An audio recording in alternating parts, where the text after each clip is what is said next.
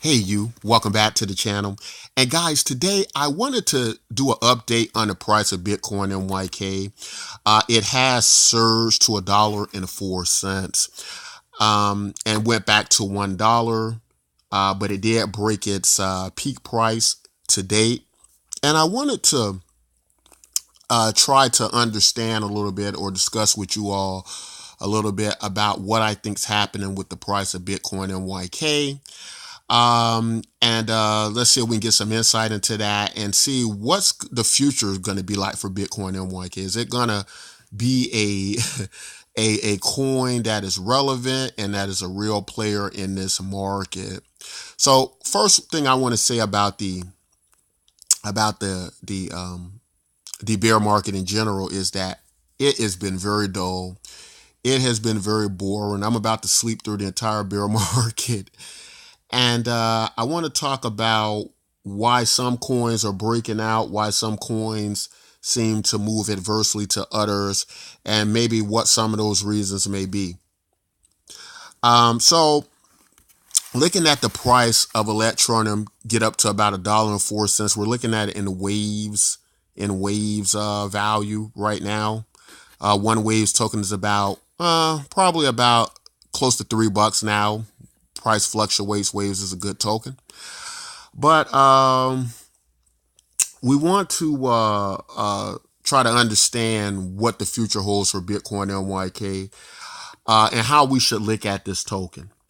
So I'll start off by telling this little small story. When I first came to cryptocurrency, I remember befriending some people. I believe they were from Mexico, and they had been using Dogecoin to send home. I think it was they were using it for basically remittance. They were sending money back to Mexico, and they were using Dogecoin to do it. And the thing about it, I can understand they're probably using Doge because of the fees and a variety of things. Doge trading at a fraction of a penny. And Dogecoin has been quite successful trading at a fraction of a penny.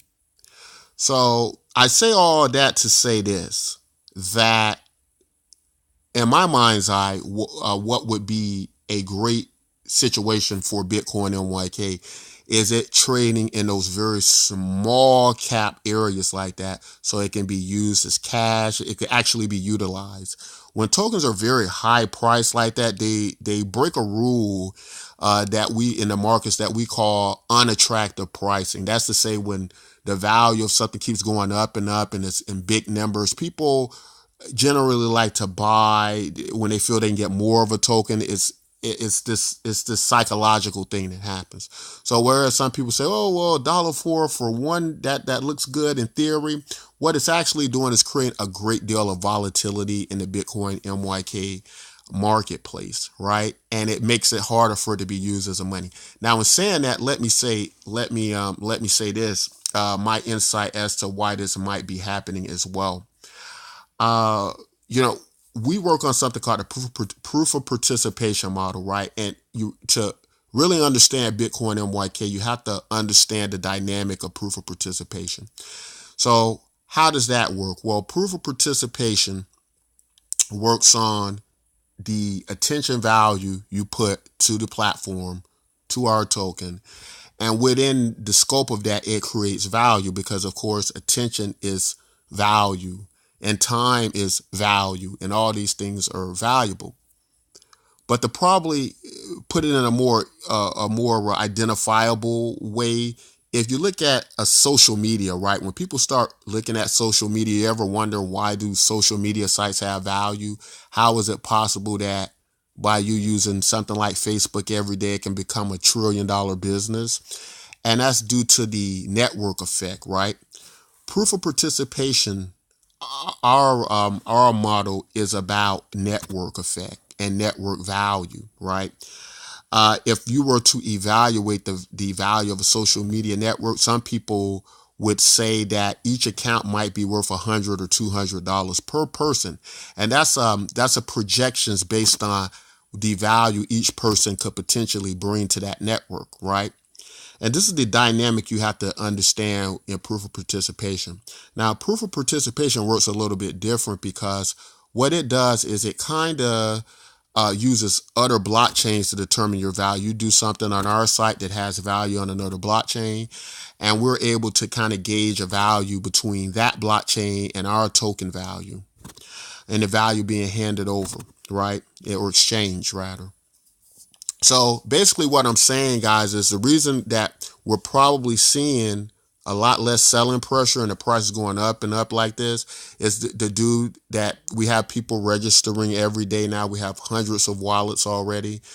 And I thought by now the pressure would be immense to start dumping the tokens and getting us in a great trading range to be used as money, which is probably what I'd like to see. Unfortunately, I don't control the third party exchanges, and that's not what we're seeing yet. And there are some practical reasons for that. Again, in the proof of participation model, the value of the tokens is not zero. You're doing something to earn it, to put the value in that token. And so by you doing that and receiving one of our tokens in exchange for that, it's probably less likely you're going to want to sell it for pennies, right? And so the demand to buy these tokens are going to be based on the value that comes into the network and the growth of the network over time. It's also, a cross-chain token, meaning that there are communities that can exchange it for real value on their networks, and that's going to have some dynamic and impact on what happens with the price. But to be used as a money, to be really used to send money back and forth, the margins do have to decrease in Bitcoin NYK, and I think it's going to happen. I think that we're going to see a lot of selling pressure at some point in time, but it's seeming like the market is saying that the prices that, and even the buy orders are still there, and people would be selling under those buy orders. Somebody would be selling someplace, right, if they felt it was enough value in those tokens. A lot of the support is around, I would say, anywhere from the 1 to 5 cents range, a little support around the 30-cent range. But we do expect a lot of volatility until more of the tokens are distributed. And we think it will create a natural correction. But another thing with it being part of a Bitcoin fork, I think many Bitcoin coins have been quite successful. You have quite a bit in the top 100. Even like Bitcoin Private, I think after its debacle was over $1.50 or something like that. So a lot of Bitcoin tokens seemingly have that. Not to mention we have the Bitcoin Wave network, which allows you to move Bitcoin high speeds without touching your tokens.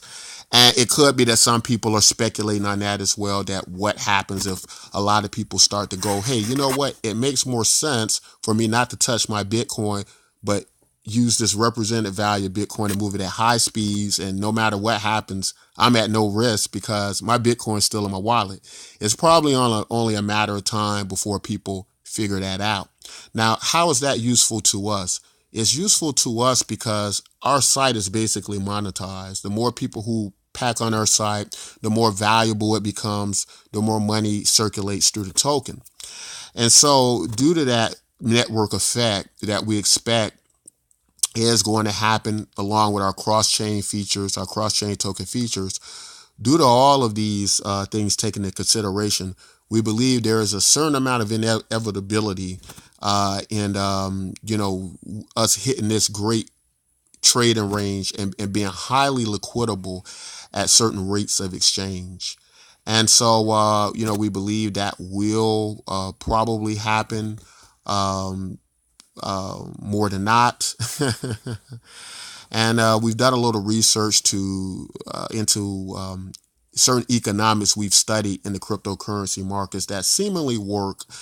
The easiest being, can I find a liquidity in your token in one form or another? As long as people can exchange our tokens and get value someplace else, they're going to not want to dump that token at certain prices. And so Very interesting stuff. It's been a lot of fun for me as a student of economics to watch these models and to experiment with this and to look psychologically at what works with people and what doesn't work. But I my personal view on this is going to be a lot more exciting token than many of the tokens we're going to see in the bear market. And that is because this is a very lightweight token, right? And what I mean by it being a very lightweight token, it doesn't have a blockchain. It piggybacks off of tokens that do have, or a token that has its own blockchain. We're part of Waves Network. And some people frown at that and they might go, oh, if you don't have a blockchain, you're not a real token.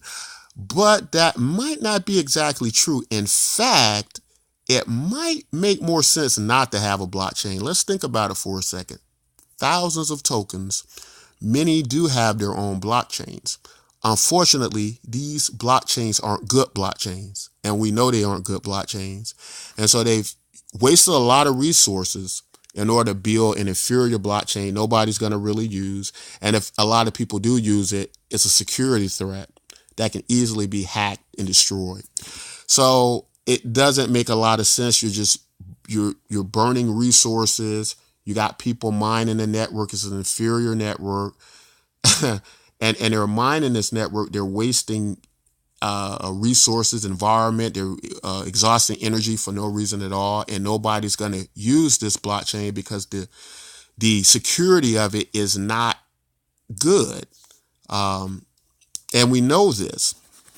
So that's one problem that's more, I think, of a burden on the backs of many tokens expending these resources, and it gets to the point where they just have to shut down. Nobody's mining the token, and the value of the token has decreased so low that even when they mine the tokens, it's not even enough money for them to pay for their electric bills, right? So that makes like zero sense, guys, in my opinion. And those tokens will not be able to fare well because you're going to constantly have the miners dumping tokens to pay their electric bills, right? So it's going to keep the price down. Why not just forgo that and have a token that piggybacks off another network that can put the value back in your hands so you can make money? And you can still have the security of a good blockchain, of like a top 20 blockchain, right? These type of what I call fumbles in the cryptocurrency industry is what causes people to lose a lot of value in their investment. Bitcoin MYK, we don't do that. And we're not going to do that.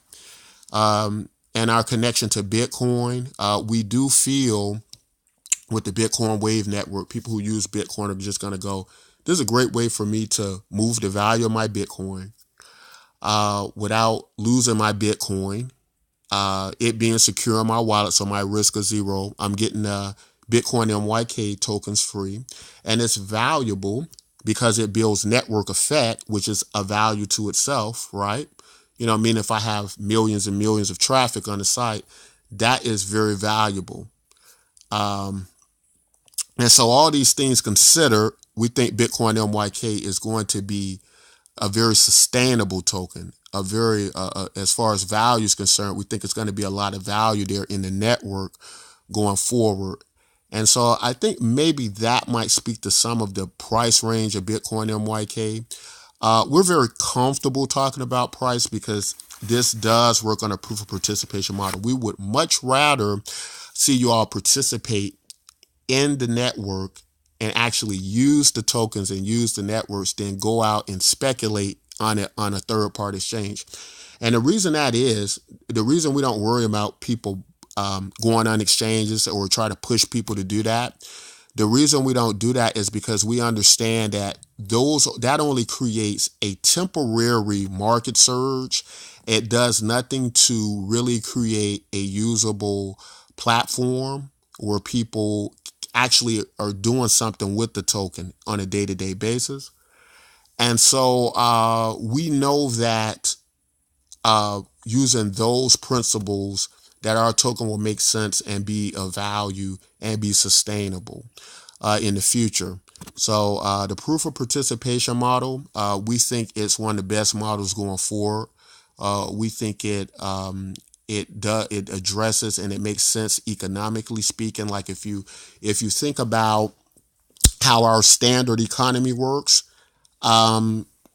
we basically just have money all around us, and everybody has the currency of their land, right? Like if anybody you go up to in the world, in your country, in your city, they have that currency. They have those dollars or pesos or whatever it is, those euros. They already have them in their wallet. Doesn't really matter how rich or poor they are. They can get access somehow to some value of this currency, right? Now in cryptocurrency, we can't do that. You walk up to people, they don't have your token, they don't have a vendor to accept it. But in the proof of participation model, everybody who participates, just like in a standard economy, can have our token and move it back and forth. And that's what you need. You need first everybody to hold it, right? The problem is, in order to create these blockchains and distribute these tokens, it takes so much energy that you have to pay for the creation of the token, right? That's why it's important, especially in the bear market, for a token to be successful, for it to piggyback off a blockchain and not create one. They're a lot more lightweight, and they can afford to move the tokens without the cost of the blockchains or what it costs. And so I think that's all very interesting, what we need to consider in this market and how we need to look at the cryptocurrency space over the course of this bear market, about what tokens are going to give us probably the value we really are looking for, and which ones are going to be sustainable, because a lot of tokens are just about to run out of money, guys, or have already. And they're like white dwarfing out. They're just dying out, and there's no hope for the future for them, because they weren't sustainable and they don't understand the dynamics of what it takes to be sustainable. I think Bitcoin NYK gets it, and I think we'll be around for a long time. But guys, that's all I want to say in this video. If you like content like this, don't forget to like, subscribe, and until next time, take care.